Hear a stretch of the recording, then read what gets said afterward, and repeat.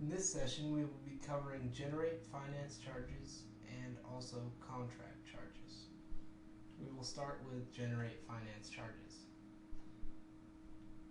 This is available from the activities menu and clicking generate finance charges. The point of this window is to apply interest charges to outstanding bills. First, choose a billing code that represents your finance charge. Next, you will enter an effective date. This is the date that the interest rate is based on. On charges through means that any bills created before the selected date will have a finance charge, and any after will not. The checkbox include all bills is very important. The default of this box is unchecked, and it means that if the responsible party on the bill is insurance, having this box unchecked will not generate finance charges.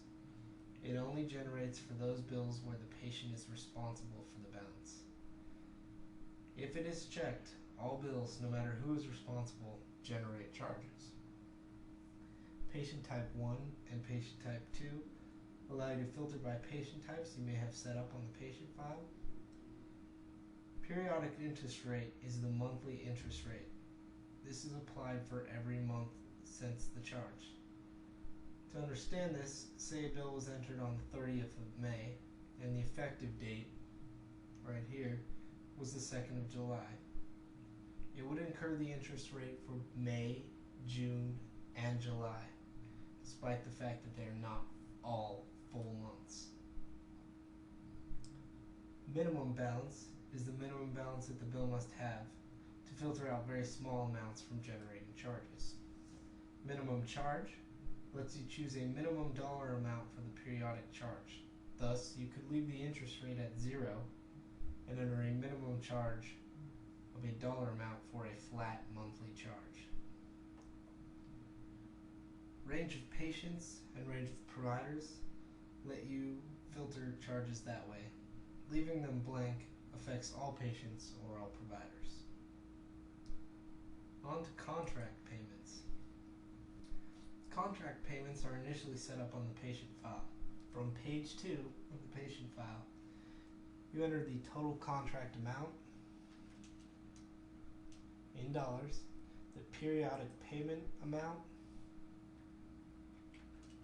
also in dollars. You can leave the total payments charged blank and the unbilled balance blank. You enter the contract type, that is a lookup to user-defined types.